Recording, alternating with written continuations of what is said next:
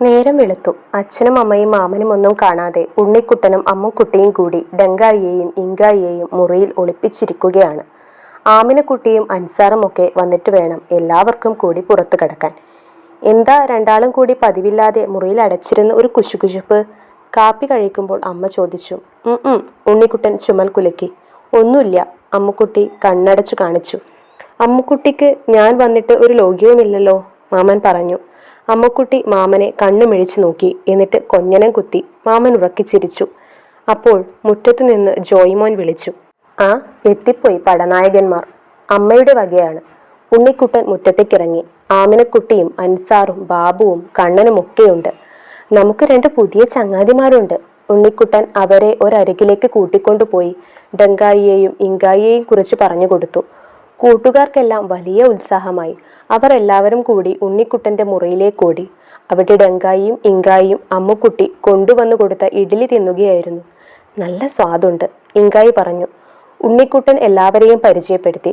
കണ്ണനാണ് കൂട്ടത്തിൽ ഏറ്റവും ചെറിയ കുട്ടി. അവൻ ഡങ്കായിയുടെ കവിളിൽ ഒരു ഉമ്മ കൊടുത്തു. നല്ല ശീലുണ്ട്. അൻസാർ ഇങ്കായിയുടെ വാലിൽ പതുക്കെ തലോടി. എന്തു നല്ല മുടിയാ. ആമിനക്കുട്ടി അവളുടെ തട്ടം ഡങ്കായിയുടെ തലയിലൂടെ ഇട്ടുകൊടുത്തു. ഇത് വെട്ടണ്ടാട്ടോ ഡങ്കായി. നമുക്ക് കളിക്കാൻ പോവണ്ടേ, ഇങ്കായി ചോദിച്ചു. എന്തു കളിയാ നമ്മൾ കളിക്കുക? ഫുട്ബോൾ, അൻസാർ പറഞ്ഞു. നല്ല കളി, ഡങ്കായി പറഞ്ഞു. ഭൂമിയിലെ ഫുട്ബോൾ കളിയെപ്പറ്റി അവൻ കേട്ടിട്ടുണ്ട്. അച്ഛൻ ജോലിക്ക് പോയി, മാമനും പുറത്തുപോയി. അമ്മ എന്തോ പണിയില്ല. ഇപ്പോഴാണ് പുറത്തിറങ്ങാൻ പറ്റിയ സമയം, അമ്മുക്കുട്ടി പറഞ്ഞു. പുറത്തിറങ്ങിയാൽ മുതിർന്നവരൊക്കെ മലർന്നു വീഴും. ഡങ്കായിക്ക് മടി തോന്നി. അതിനൊരു സൂത്രമുണ്ട്, ജോയ്മൻ പറഞ്ഞു. ഞങ്ങൾ എല്ലാവരും ചേർന്ന് നിങ്ങളെ രണ്ടാളെയും ചുമലിലെടുക്കാം. നിങ്ങൾ പാവകളെ പോലെ മരവിച്ചിരുന്നാൽ മതി. അത് ശരിയാ, മാമൻ മംഗലാപുരത്തു നിന്ന് വാങ്ങിത്തന്ന പുതിയ പാവകളാണെന്ന് ഞാൻ പറഞ്ഞോളാം. ഉണ്ണിക്കുട്ടന് ജോയ്മോന്റെ സൂത്രം ശരിക്കും ഇഷ്ടമായി. എല്ലാവരും കൂടി പിൻവാതിലിലൂടെ പുറത്തു കടന്നു. കുറച്ചകലെയാണ് മൈതാനം. പകലൊന്നും അധികമാരും ഉണ്ടാവില്ല. കളിക്കാൻ വരുന്ന കുട്ടികൾ മാത്രമേ ഉണ്ടാവൂ. കൂട്ടുകാരുടെ ചുമലിൽ കയറി ഡങ്കായിയും ഇങ്കായും മൈതാനത്തിലേക്ക് നീങ്ങി. മുതിർന്നവർ ആരും അവരെ കണ്ടതേയില്ല. കണ്ടവരൊന്നും അവരെ ശ്രദ്ധിച്ചതുമില്ല. വലിയൊരു മാളികയുടെ മുകളിൽ നിന്ന് രണ്ട് കുട്ടികൾ എത്തി നോക്കി. ഡങ്കായി അവരെ കൈകാട്ടി വിളിച്ചു. അവര് വരില്ല ഡങ്കായി, ബാബു പറഞ്ഞു. അതെന്താ? ഞങ്ങളുടെ കൂടെ കളിക്കാൻ അവരെ വിടില്ല, ആമിനക്കുട്ടി പറഞ്ഞു. അവർക്ക് കളിക്കാൻ കമ്പ്യൂട്ടറും വീഡിയോയും ഒക്കെ ഉണ്ട്, കണ്ണനാണ്. പിന്നെ കാറും കുതിരയും ഒക്കെയുണ്ട്. കാറും കുതിരയും കമ്പ്യൂട്ടറും ഒന്നും ഇല്ലാഞ്ഞിട്ട് കണ്ണന് സങ്കടമുണ്ടോ, ഇങ്കായി ചോദിച്ചു. കണ്ണൻ മൂളി. എന്നാലും ഞങ്ങൾക്ക് ഒരുപാട് നേരം മൈതാനത്ത് കളിക്കാലോ. അവർക്ക് പറ്റില്ല. എന്നാൽ നമുക്കിന്ന് അവരെയും കളിക്കാൻ കൂട്ടണം, ഡങ്കായി പറഞ്ഞു. അവർ ഇങ്കായിയെയും വിളിച്ച് മാളിക വീടിന്റെ മതിലിലേക്ക് ചാടിക്കയറി.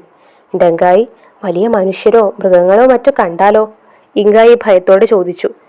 ശരിയാണ്, മുതിർന്ന മനുഷ്യരൊക്കെ പേടിച്ചലറും. പട്ടാപ്പകൽ ബഹളമാകും. പിന്നത്തെ കാര്യം ഓർക്കാൻ കൂടി വയ്യ. പക്ഷേ ഭൂമിയിലെ പാവം കുട്ടികളിങ്ങനെ സങ്കടപ്പെടാൻ പാടില്ലല്ലോ. അവർ ഒന്നിച്ചു കളിക്കട്ടെ. അപ്പോഴേക്കും കുട്ടികൾ രണ്ടും മാളിക മുകളിൽ നിന്ന് ഇറങ്ങി മുറ്റത്തെത്തിയിരുന്നു. ഡങ്കായും ഇങ്കായും മതിലിൽ നിന്ന് മുറ്റത്തേക്ക് ചാടി ഇറങ്ങി. നിങ്ങള് വിക്കിയും നിക്കിയുമല്ലേ? അല്ല, ഞാൻ ഇങ്കായി, ഇത് ഡങ്കായി. നിങ്ങളോ?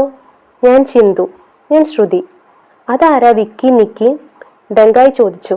കമ്പ്യൂട്ടർ ഗെയിമിലെ കൂട്ടുകാരാണ്, യന്ത്രമനുഷ്യന്മാർ. ഞങ്ങൾ യന്ത്രമനുഷ്യരല്ല, ദൂരെ ഗ്രഹത്തിൽ നിന്ന് വന്ന കൂട്ടുകാരാണ്. നിങ്ങൾ ഞങ്ങളോടൊപ്പം കളിക്കാൻ വരുന്നു? ഒത്തിരി കൂട്ടുകാരുണ്ട് കൂടെ. ചിന്തുവിനും ശ്രുതിക്കും ഉത്സാഹമായി. പപ്പയും മമ്മിയും ഒക്കെ പുറത്തു പോയിരിക്കുന്നു. മൈതാനത്തു പോയി കൂട്ടുകാരുടെ കൂടെ കളിക്കാൻ എന്ത് രസമായിരിക്കും. ഞങ്ങളും വരുന്നു, അവർ പറഞ്ഞു. ചിന്തുവിനെയും ശ്രുതിയെയും കൂട്ടി ഡങ്കായിയും ഇങ്കായിയും വരുന്നത് കണ്ടപ്പോൾ മറ്റു കൂട്ടുകാർ കൈയടിച്ചു. കണ്ണൻ ഓടി വന്ന് അവരെ കെട്ടിപ്പിടിച്ചു. മൈതാനത്തിനടുത്ത് നിന്ന് പൈപ്പിനരികിൽ 4-5 കുട്ടികൾ വെള്ളത്തിലും ചെളിയിലും കളിക്കുകയാണ്. മെലിഞ്ഞുണങ്ങിയ ദേഹം, മുഷിഞ്ഞു നാറിയ ഉടുപ്പുകൾ, ദയനീയമായ രൂപം. അവർ ഡങ്കായിയെയും ഇങ്കായിയെയും കൗതുകത്തോടെ നോക്കി. ഞങ്ങൾ ഫുട്ബോൾ കളിക്കാൻ പോവാണ്, വന്നോളൂ, ഡങ്കായി വിളിച്ചു. അയ്യേ, ചിന്തു അറപ്പോടെ മുഖം തിരിച്ചു. ഇച്ചിച്ചി കുട്ടികൾ, കണ്ണൻ കാർക്കിച്ചു തുപ്പി. അവര് വേണ്ട ഡങ്കായി. അൻസാറിനും അവരെ ഇഷ്ടമായില്ല. തൊടാൻ പറ്റാത്ത വർഗം, അവരുടെ കൂടെ കളിച്ചുവെന്ന് വീട്ടിലറിഞ്ഞ ഉണ്ണിക്കുട്ടനും മറ്റുള്ളവരോടൊപ്പം കൂടി. ഡങ്കായിയും ഇങ്കായിയും പരസ്പരം നോക്കി. ഉണ്ണിക്കുട്ട, ഡങ്കായി വിളിച്ചു. തീവണ്ടിയിലെ പോലീസുകാർ ബോധം കേട്ട് വീണത് എന്ത് കണ്ടാണെന്നറിയാമോ? പേടിച്ചിട്ട്. ആ, അവര് പാവക്കുട്ടി മാമനെ തള്ളിയിട്ടവരാണ്. അപ്പം വിൽക്കാൻ വന്ന മാമനെ ഓടിച്ചോടിച്ചവരാണ്. മനസ്സിൽ നിറയെ വെറുപ്പുള്ളവരാണ്. എല്ലാവരോടും ഇഷ്ടമാവാൻ അവർക്ക് കഴിയില്ല. അതല്ലേ ഞങ്ങളെ കണ്ടിട്ട് അവർ പേടിച്ചു പോയത്. ഉണ്ണിക്കുട്ടൻ പേടിച്ചോ? ഇല്ല. മുതിർന്നവരൊക്കെ പേടിച്ചു. മുതിർന്നപ്പോൾ അവരെല്ലാം സ്നേഹം മറന്നുപോയി. അതുകൊണ്ടാ. നമ്മൾ കുട്ടികളൊക്കെ മനസ്സിൽ നിറയെ സ്നേഹമുള്ളവരല്ലേ, നന്മയുള്ള കൂട്ടുകാരല്ലേ, കളങ്കമില്ലാത്തവരല്ലേ. നിങ്ങളാരും പേടിച്ചില്ലല്ലോ. കണ്ണാ, ഇങ്കായി വിളിച്ചു. ചിന്തുവിനെയും ശ്രുതിയെയും കളിക്കാൻ കൂടെ വിടഞ്ഞപ്പോൾ കണ്ണന് സങ്കടമുണ്ടായില്ലേ? ഞങ്ങൾക്കും സങ്കടമുണ്ടായിരുന്നു. ചിന്തുവും ശ്രുതിയും ഒന്നിച്ചു പറഞ്ഞു. നല്ല കൂട്ടുകാർക്കൊക്കെ സങ്കടം വരും, ഡങ്കായി പറഞ്ഞു. ആ കൂട്ടുകാരെ കണ്ടോ? അവർ സ്നേഹമുള്ള ചങ്ങാതികളാണ്. സ്നേഹമില്ലാത്തവരല്ലേ ഈ ചിച്ചികൾ. പെട്ടെന്ന് അമ്മക്കുട്ടി വിതുമ്പി. എന്താ, എന്തു പറ്റി? നമുക്ക് അവരെയും കൂട്ടാം ഇങ്കായി. നമ്മൾ ഒറ്റയ്ക്ക് കളിക്കുമ്പോൾ അവർക്ക് സങ്കടം വരും. നമുക്ക് അവരെയും കളിക്കാൻ കൂട്ടാം, എല്ലാവരും ഒന്നിച്ചു പറഞ്ഞു. കൂട്ടുകാർ ഒറ്റ ഓട്ടത്തിന് തെരുവിൽ കളിക്കുന്ന കുട്ടികളുടെ അടുത്തെത്തി. അവർ പൈപ്പിൽ നിന്ന് വെള്ളമെടുത്ത് അവരുടെ കൈകാലുകളൊക്കെ വൃത്തിയാക്കി. എന്നിട്ട് അവരെ കൂട്ടി മൈതാനത്തിലേക്ക് ഓടി ആഹ്ലാദത്തോടെ.